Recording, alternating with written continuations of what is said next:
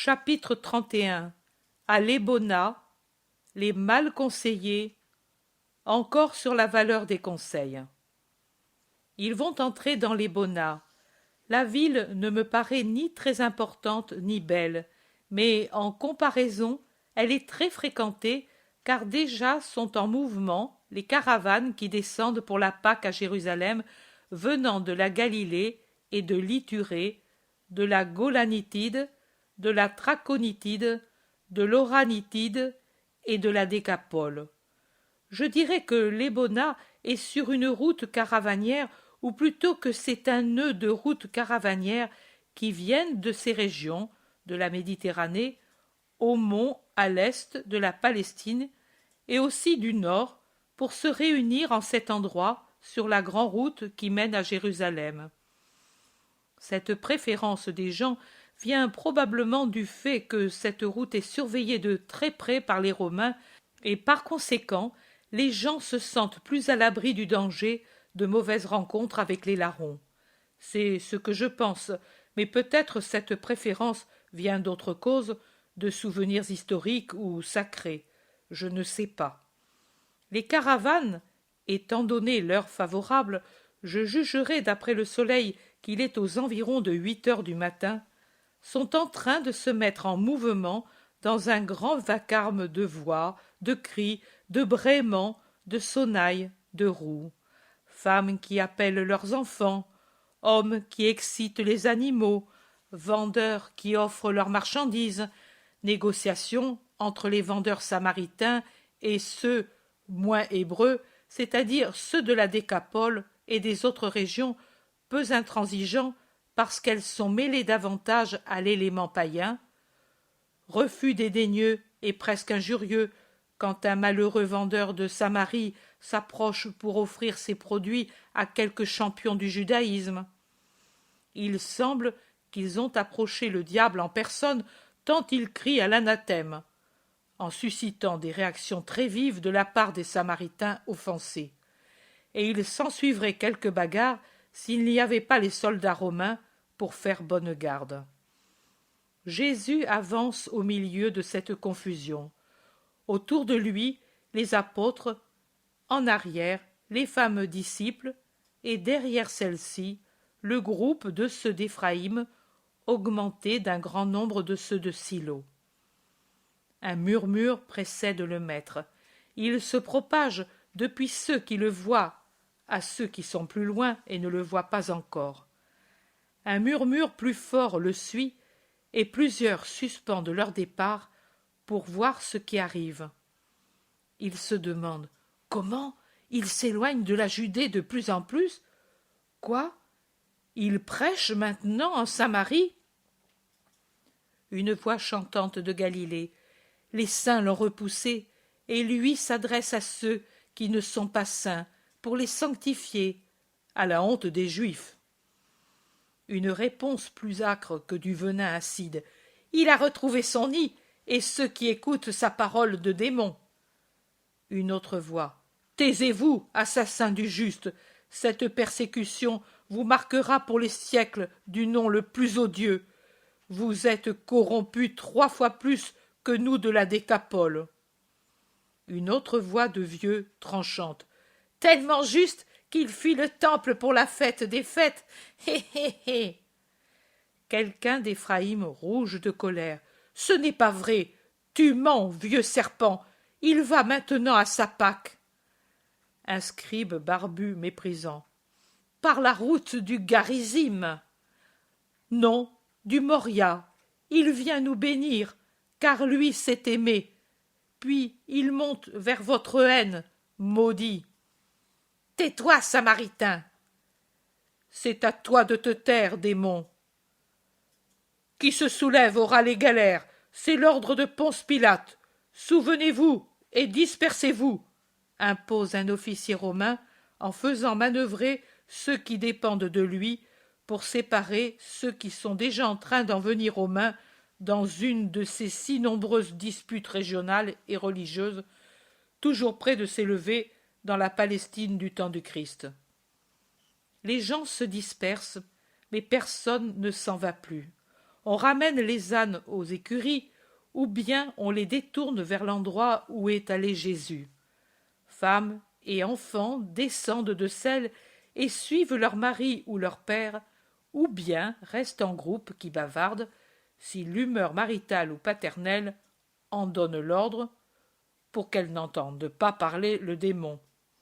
Mais les hommes, amis, ennemis ou simplement curieux, courent vers l'endroit où est allé Jésus, et en courant, ils ont des mauvais regards, ou se réconfortent de cette joie inespérée, ou posent des questions suivant que ce sont des amis ou des ennemis, ou des amis entre eux, ou des curieux. Jésus s'est arrêté sur une place, près de l'inévitable fontaine ombragée par un arbre, et il se place contre le mur humide de la fontaine. Ici, elle est recouverte d'un petit portique ouvert seulement d'un côté. C'est plutôt un puits qu'une fontaine. Il ressemble au puits de Haine-Rogel. Il est en train de parler avec une femme qui lui présente son petit garçon qu'elle a dans ses bras. Je vois que Jésus consent et qu'il met sa main sur la tête de l'enfant. Et tout de suite après, je vois que la mère lève son enfant et crie « Malachi, Malachi, où es-tu? Notre garçon n'est plus difforme. » Et la femme crie son Hosanna, auquel s'unit celui de la foule, pendant qu'un homme se fraie un passage et va se courber devant le Seigneur. Les gens commentent, les femmes, mères pour la plupart, se félicitent avec la femme qui a eu cette faveur. Ceux qui sont les plus éloignés allongent le cou et demandent « Mais qu'est-il arrivé ?» après avoir crié Hosanna, pour s'unir à ceux qui savent ce qui est arrivé. Un enfant bossu au point de tenir difficilement sur ses jambes. Il était long ainsi, exactement ainsi, tellement il était courbé. Il paraissait 3 ans et en avait 7. Maintenant, regardez-le, il est grand comme tous, droit comme un palmier agile. Voyez-le comme il grimpe au muret de la fontaine pour qu'on le voie et pour voir lui-même. Et comme il rit joyeusement. Un Galiléen se tourne vers quelqu'un qui a de larges nœuds à sa ceinture. Je ne crois pas me tromper en l'appelant Rabbi. Et il lui demande « Eh, qu'en dis-tu? C'est une œuvre de démon, cela aussi? En vérité, si le démon agit ainsi, en enlevant tant de malheurs pour rendre les hommes heureux et faire louer Dieu, il faudra dire que c'est le meilleur serviteur de Dieu. » Blasphémateur, tais-toi. Je ne blasphème pas, Rabbi, je commente ce que je vois. Pourquoi votre sainteté ne nous apporte-t-elle que fardeau et malheur et nous met-elle sur les lèvres des reproches et des pensées de défiance envers le Très-Haut, alors que les œuvres du Rabbi de Nazareth nous donnent la paix et la certitude que Dieu est bon? Dieu est bon? Dieu est bon? Le Rabbi ne répond pas. Il s'éloigne et s'en va bavarder avec d'autres de ses amis. L'un d'eux se détache et se fraie un passage pour aller en face de Jésus, qui l'interpelle ainsi, sans le saluer d'abord. « Que comptes-tu faire ?» « Parler à ceux qui demandent ma parole, » répond Jésus en le regardant dans les yeux, sans mépris, mais aussi sans peur. « Cela ne t'est pas permis. Le Sanhédrin ne le veut pas. » C'est la volonté du Très-Haut dont le Sanhédrin devrait être le serviteur. « Tu es condamné, tu le sais. Tais-toi ou… » Mon nom est parole, et la parole parle. Ô Samaritain, si tu étais vraiment ce que tu dis que tu es, tu ne donnerais pas ta parole aux Samaritains. Je l'ai donnée, et je la donnerai aux Galiléens, comme aux Juifs et comme aux Samaritains, car il n'y a pas de différence aux yeux de Jésus. Essaie donc de la donner en Judée, si tu l'oses. En vérité, je la donnerai. Attendez-moi. N'es-tu pas Éléazar ben Partha? Oui. alors il est certain que tu verras Gamaliel avant moi. Dis-lui en mon nom qu'à lui aussi je donnerai, après 21 ans, la réponse qu'il attend. As-tu compris? Rappelle-toi bien. À lui aussi je donnerai après 21 ans la réponse qu'il attend. Adieu. Où? Où veux-tu parler? Où veux-tu répondre au grand Gamaliel? Il a certainement quitté Gamala de Judée pour entrer à Jérusalem, mais s'il était encore à Gamala, tu ne pourrais pas lui parler. Où? Et où se rassemblent les scribes et les rabbis d'Israël? Dans le temple? Toi, dans le temple? Et tu oserais? Mais tu ne sais pas que vous me haïssez? Je le sais. Il me suffit de n'être pas haï par mon Père. D'ici peu, le temple frémira à cause de ma parole.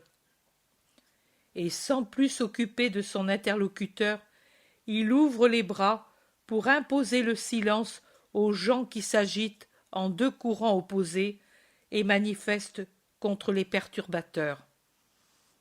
Il se fait un silence subit, et Jésus parle dans ce silence. À Silo, j'ai parlé des mauvais conseillers et de ce qui peut réellement faire d'un conseil un bien ou un mal. À vous qui n'êtes plus seulement de l'Ébona, mais de tous les endroits de la Palestine, je propose maintenant cette parabole. Nous l'appellerons la parabole des mal conseillés. Écoutez, il y avait une fois une famille très nombreuse, au point d'être une tribu. Les nombreux enfants s'étaient mariés en formant autour de la première famille beaucoup d'autres familles avec de nombreux enfants. Ces derniers, à leur tour, en se mariant, avaient formé d'autres familles, de sorte que le vieux père s'était, pour ainsi dire, trouvé à la tête d'un petit royaume dont il était le roi. Comme il arrive toujours dans les familles, parmi les nombreux enfants et les enfants des enfants, il y en avait de différents caractères, des bons et justes, des orgueilleux et injustes, ceux qui étaient contents de leur sort et ceux qui étaient envieux, leur part leur semblant plus petite que celle d'un frère ou d'un parent. Et il y avait, près du plus mauvais, le meilleur de tous, et il était naturel que ce dernier fût le plus tendrement aimé du père de toute la grande famille. Et comme il arrive toujours, le mauvais, et ceux qui lui ressemblaient davantage, haïssaient le bon, parce qu'il était le plus aimé, ne réfléchissant pas qu'eux aussi auraient pu être aimés s'ils avaient été bons comme lui. Et celui qui était bon et auquel le Père confiait ses pensées pour qu'il les dît à tous était suivi par d'autres qui étaient bons. De cette façon, la grande famille s'était divisée en 3 parties, celle des bons et celle des mauvais, et entre l'une et l'autre, la 3e partie, faite des indécis, qui se sentaient attirés vers le bon fils, mais craignaient le fils mauvais et ceux de son parti. Cette 3e partie louvoyait entre l'une et l'autre des 2 premières, et ne savait pas se décider avec fermeté pour l'une ou l'autre. Alors le vieux père, en voyant cette indécision, dit à son fils bien-aimé: « Jusqu'à présent, tu as dépensé ta parole spécialement pour ceux qui l'aiment, et pour ceux qui ne l'aiment pas, parce que les premiers te la demandent pour m'aimer toujours plus avec justice, et parce que les autres sont des sots qu'il faut rappeler à la justice. Mais tu vois que ces sots non seulement ne l'accueillent pas en restant ce qu'ils étaient, mais qu'à leur première injustice envers toi, qui leur porte mon désir, ils joignent celle de corrompre par de mauvais conseils ceux qui ne savent pas vouloir fortement prendre le meilleur chemin. Va donc les trouver, et parle-leur de ce que je suis, et de ce que tu es, et de ce qu'ils doivent faire pour être avec moi et avec toi. » Le fils, toujours obéissant, alla comme le voulait le père, et chaque jour il conquérait quelques cœurs. Et le père vit ainsi clairement quels étaient ses vrais fils rebelles, et il les regardait avec sévérité, sans cependant leur faire des reproches parce qu'il était père, et qu'il voulait les attirer à lui par la patience, l'amour et l'exemple des bons. Mais les mauvais dirent quand ils se virent seuls: ainsi il apparaît trop clairement que nous sommes les rebelles. Auparavant, ils nous confondaient parmi ceux qui n'étaient ni bons ni mauvais. Maintenant, vous les voyez, ils vont tous derrière le Fils aimé. Il faut agir, détruire son œuvre. Allons, en feignant de nous être ravisés parmi ceux qui sont à peine convertis, et aussi près des plus simples des meilleurs, et répandons le bruit que le Fils aimé feint de servir le Père, mais qu'en réalité il se fait des partisans pour ensuite se révolter contre lui. Ou bien, disons que le Père a l'intention d'éliminer son Fils et ses partisans parce qu'il triomphe trop et offusque sa gloire de Père roi, et que par conséquent, pour défendre le Fils aimé et trahi, il faut le retenir parmi nous, loin de la maison paternelle où l'attend la trahison. Et ils allèrent, si finement rusés en suggérant et répandant leurs avis et leurs conseils, que beaucoup tombèrent dans le piège, spécialement ceux qui étaient convertis depuis peu, auxquels les mauvais conseillers donnaient ce mauvais conseil. Voyez combien il vous a aimé. Il a préféré venir parmi vous plutôt que de rester près de son père, ou du moins près de ses bons frères. Il a tant fait qu'en présence du monde, il vous a relevé de votre abjection d'être qui ne savait pas ce qu'il voulait, et dont tout le monde, à cause de cela, se moquait. À cause de cette prédilection à votre égard, vous avez le devoir de le défendre et même de le retenir de force si vos paroles de persuasion ne suffisent pas pour le maintenir dans votre camp. Ou bien, soulevez-vous pour le proclamer votre chef et roi, et marchez contre le père inique et ses fils iniques comme lui. Certains hésitaient en faisant remarquer: mais lui a voulu que nous allions avec lui pour honorer le Père, et il nous a obtenu bénédiction et pardon. À ces derniers, il disait: ne croyez pas, il ne vous a pas dit toute la vérité, et le Père ne vous a pas montré toute la vérité. Il a agi ainsi parce qu'il sent que le Père va le trahir, et qu'il a voulu éprouver vos cœurs pour savoir où trouver protection et refuge. Mais peut-être il est si bon, peut-être ensuite il se repentira d'avoir douté de son père et il voudra revenir à lui. Ne le lui permettez pas. Et beaucoup promirent: nous ne le permettrons pas. Et ils s'enflammèrent en faisant des projets susceptibles de retenir le Fils aimé. Ils ne s'aperçurent pas que pendant que les mauvais conseillers disaient: nous vous aiderons pour sauver le béni, leurs yeux étaient pleins de lueurs mensongères et cruelles, et qu'ils se faisaient des clins d'œil en se frottant les mains et en murmurant: il tombe dans le piège, nous allons triompher, chaque fois que quelqu'un adhérait à leurs paroles sournoises. Puis les mauvais conseillers s'en allèrent. Ils s'en allèrent en répandant dans d'autres endroits le bruit que bientôt on aurait vu la trahison du Fils aimé, sorti des terres de son père pour créer un royaume, opposé au père, avec ceux qui haïssaient le père ou du moins ne lui donnaient pas un amour assuré. Et ceux qui avaient été suggestionnés par de mauvais conseils complotaient pendant ce temps comment faire pour amener le Fils aimé au péché de rébellion qui aurait scandalisé le monde. Les plus sages, seulement d'entre eux, ceux chez lesquels était pénétrée plus profondément la parole du juste et y avaient mis des racines parce qu'elle était tombée dans un terrain avide de l'accueillir, dirent, après avoir réfléchi: non, il n'est pas bien de le faire, c'est un acte de malveillance envers le Père, envers le Fils et même envers nous. Nous connaissons la justice et la sagesse de l'un et de l'autre. Nous la connaissons, même si malheureusement nous ne l'avons pas toujours suivie. Et nous ne devons pas penser que les conseils de ceux qui ont toujours été ouvertement contre le Père et la justice, et aussi contre le Fils aimé par le Père, puissent être plus justes que ceux que nous a donnés le Fils béni. Et ils ne les suivirent pas.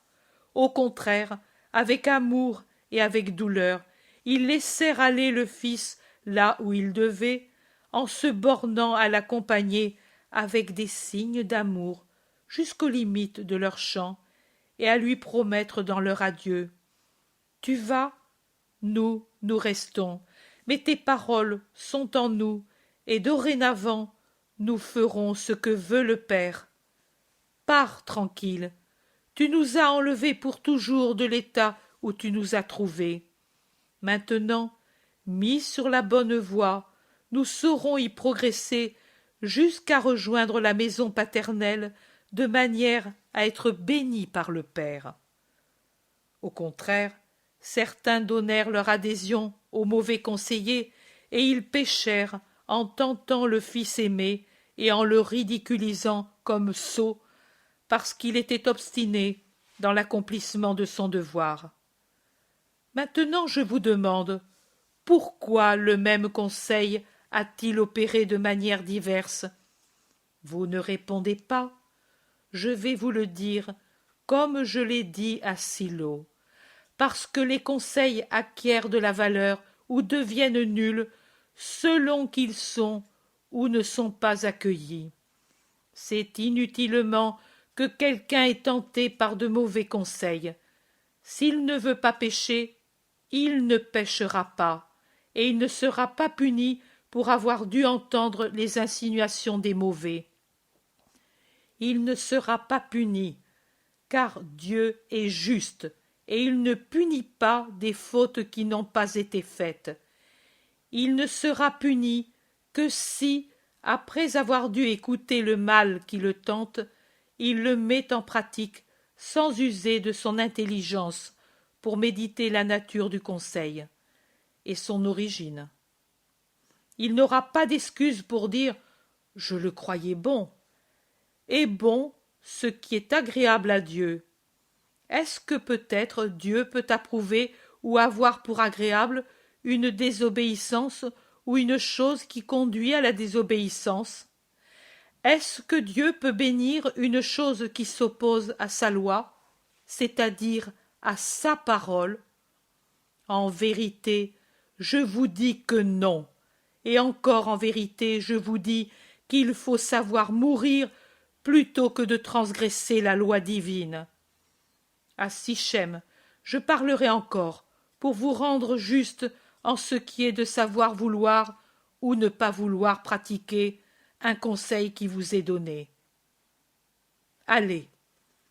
Les gens s'en vont en commentant. Tu as entendu? Lui sait ce qu'ils nous ont dit, et il nous a rappelé à la justice de la volonté, dit un Samaritain. Oui, et tu as vu comment se sont troublés les Juifs et les scribes qui étaient présents? Oui, ils n'ont pas même attendu la fin pour s'en aller. Mauvaise vipère, pourtant, lui dit ce qu'il veut faire. Il a tort, il pourrait se procurer des ennuis. Ceux de l'Ébal et du Garizim se sont bien exaltés. Moi, je ne me suis jamais fait d'illusions. Le rabbi, c'est le rabbi, et c'est tout dire. Le rabbi peut-il pécher en ne montant pas au temple de Jérusalem?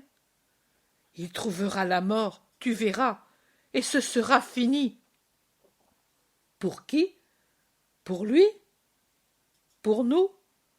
Ou pour les Juifs? Pour lui s'il meurt. Homme, tu es sot. Moi je suis d'Éphraïm. Je le connais bien. J'ai vécu près de lui 2 lunes entières. Davantage encore. Il parlait toujours avec nous. Ce sera une douleur, mais ce ne sera pas une fin. ni pour lui, ni pour nous. Il ne peut mourir, finir, le saint des saints. Cela ne peut finir ainsi pour nous. Moi, je suis un ignorant, mais je sens que le royaume viendra quand les Juifs le croiront fini. Et c'est eux qui seront finis. Tu penses que les disciples vengeront le Maître? Une révolte? Un massacre? Et les Romains? Oh, il n'est pas besoin de disciples, de vengeance humaine, de massacre. Ce sera le Très-Haut qui les vaincra. Il nous a bien punis, nous, pendant des siècles, pour bien moins. Veux-tu qu'ils ne les punissent pas, eux, pour leur péché de tourmenter son Christ? Les voir vaincus? Ah! Ton cœur n'est pas comme le Maître le voudrait. Lui prie pour ses ennemis. Moi, je le suis demain. Je veux entendre ce qu'il va dire à Sichem. Moi également, et moi aussi.